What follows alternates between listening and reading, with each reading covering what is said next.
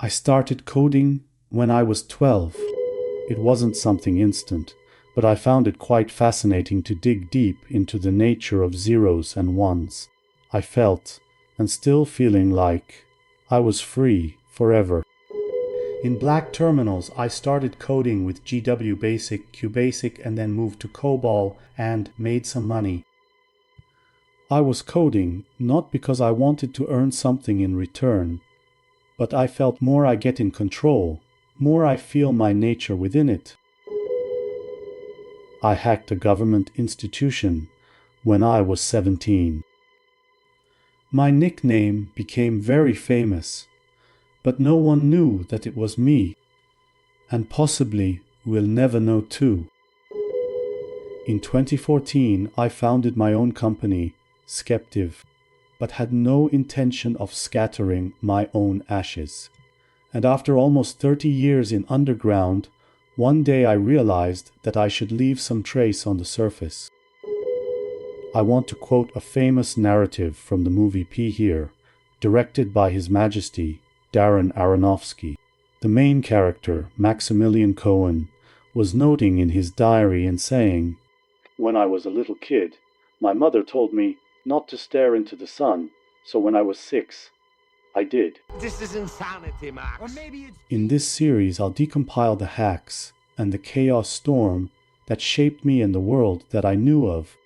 This is Marcus, and welcome to Switchborn.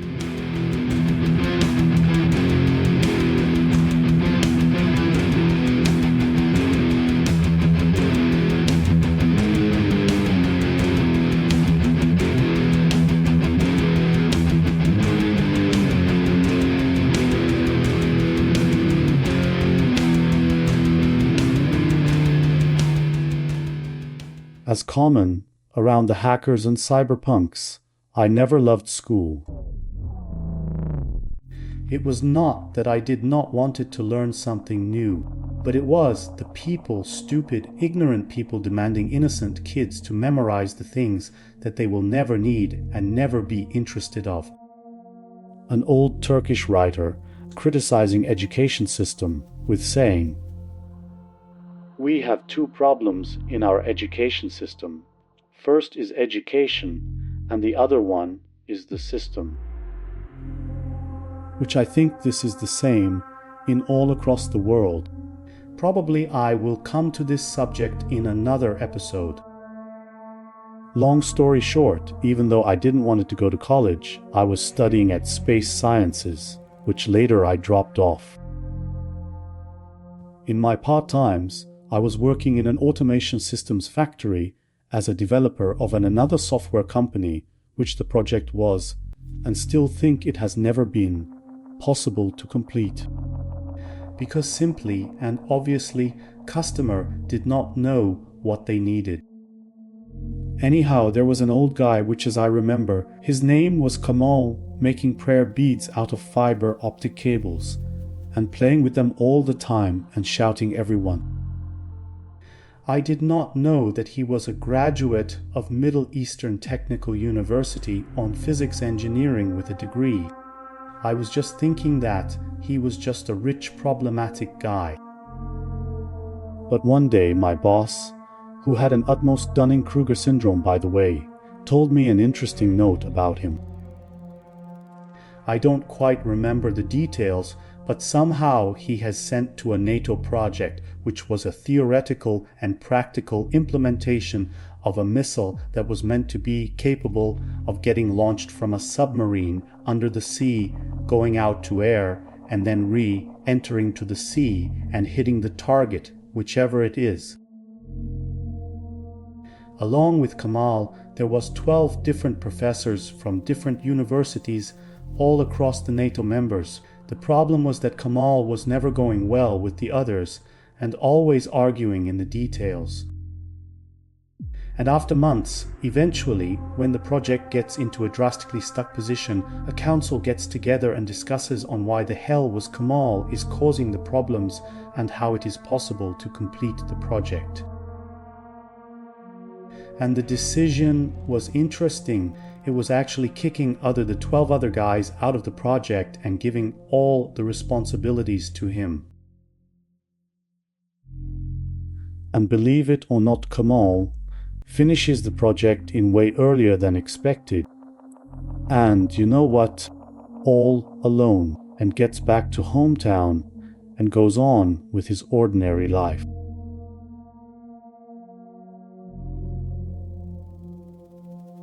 After years, I realized what he was actually doing. He was way smarter than anyone in the room. He was better at physics, mathematics, industrial experience, practice, theory, whatever you want to build a complex missile. And he combined all his knowledge and passion to hack all the laws of the physics and created a gap to design whatever he needed. And then I understood that a hacker doesn't meant to be tied with the computers or any other electronic systems. I have a different terminology and definition of being a hacker. It is not having a stupid hat or being called by a bunch of lamers as it is.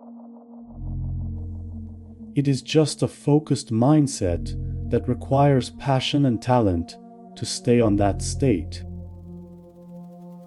For example, if your mom cooks delicious food, which feels impossible for someone else to do it as she does, then we can tell your mom starts hacking the recipe, and with passion and focus, she is creating a great solution for her hungry kids. Not by the theoretical definition and the definitions in the media you hear about the term hacker, but by the practical outcome of the term hacker, we can say that hacker is someone who has an unlimited passion and talent on something that he or she can change the common understanding of it as well as the nature of it. Sorry to say so, but if you don't have any passion and possibly a talent tied to it, on whatever you want to hack into, you cannot get into a hacker state. You cannot hack on computers.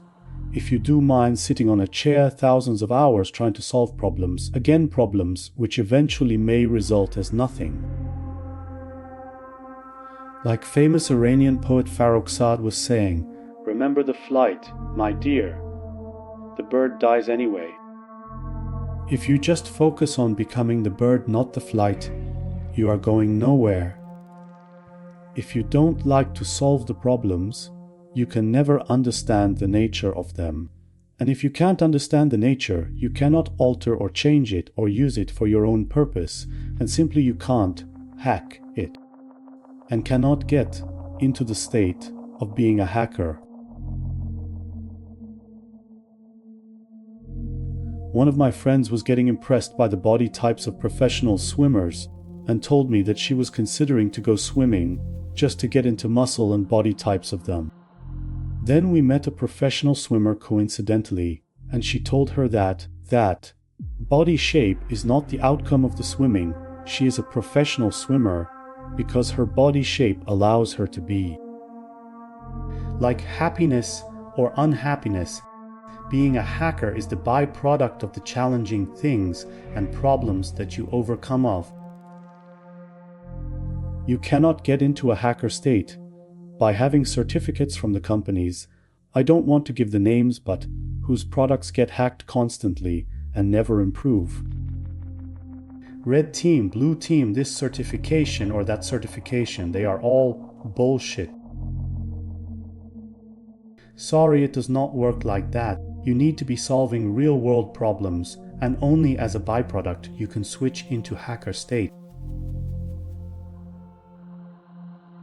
And then, you should walk to the edge of the post-quantum desert, look up to the star that follows Switchborn through the sky.